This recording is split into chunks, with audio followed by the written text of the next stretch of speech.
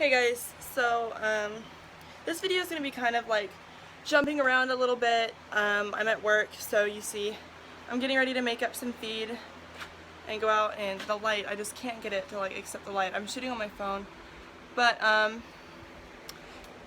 get into it in a minute. But really, I keep getting a lot of stuff sent to me and said to me about the whole bunch of rant videos or whatever that Raleigh's coming out with, and I don't know if any of you have really realized, but my response video to Raleigh was like 2 years ago, okay?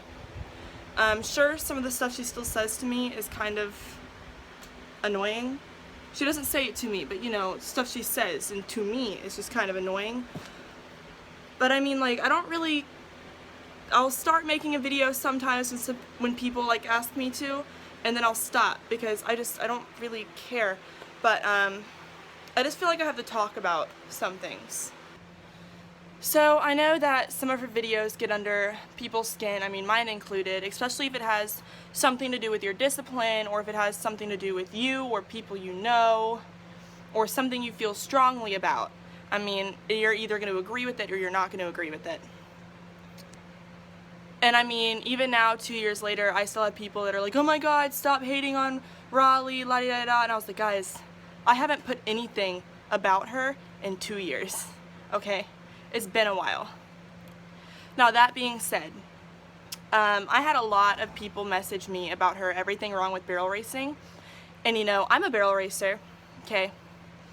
Yeah, some of it kind of bothered me, but I mean, there is a lot wrong with barrel racing, and we can't deny that. The discipline has some issues in it, okay? Now, you know, that being said, that doesn't mean that everything Raleigh said was 100% accurate.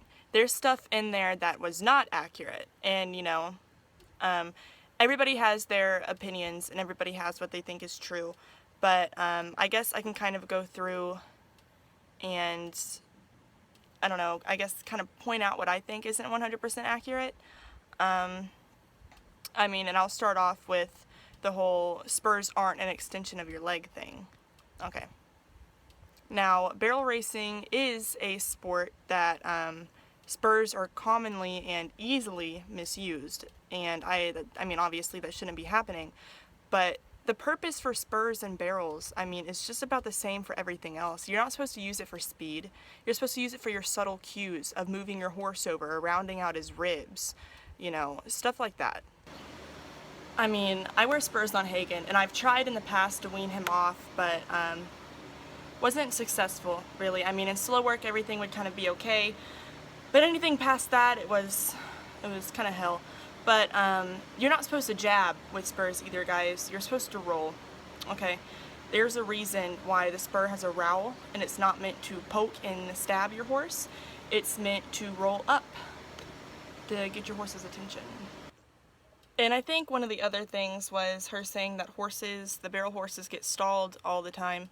I think the only time I've actually seen horses stalled was if they were stalled during the day or the night and they were turned out at the other time, or if a horse is stalled pretty consistently, it's mostly at shows where you have to stay overnight and the horses stay in a stall, and then even then some people have the luxury of pinning beside a trailer or something so their horse gets grazing time. I've seen a lot of people take their horses out on hand walking. A lot of horses get exercise. Obviously they're at a show. But I have never seen a barrel horse kept in a stall 24/7 and never having any turnout or any free time. And since there are a lot of barrel horses here where I work, I will show you guys where these barrel horses are kept. This right here is Rose. Now, she's not a barrel horse, but you know, we're starting to work her, god dang it. We're starting to work her up, hopefully into becoming one. Beautiful little mare. So this little pen that I'm walking in right now is her normal pen. And during the day she gets access, all that green over there, I'll show y'all where her fence opens up. She gets access to all that grass. But after I feed her in the afternoons, I go ahead and I close off her fence. And now she's in her pen for the night. Can't let her get too much grass. She kind of gets bad off air. So these are our barrel horses. Right there in front of you is Stinker.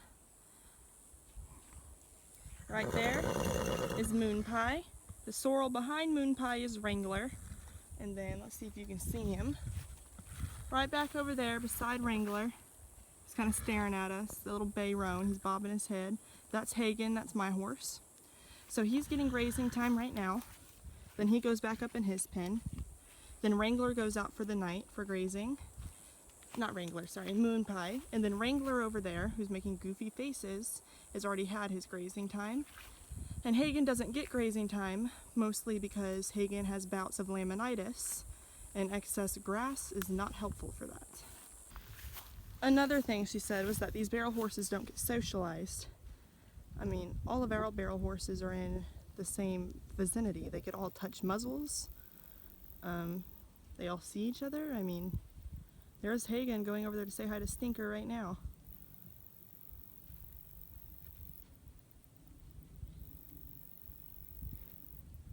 So, I mean, they get socialized. I don't really know where she's getting this stuff at. So, what do I think?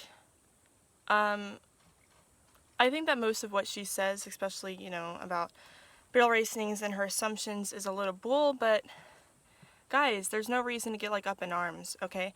I barrel race. I know what she says doesn't apply to me. I know that a majority of it isn't true.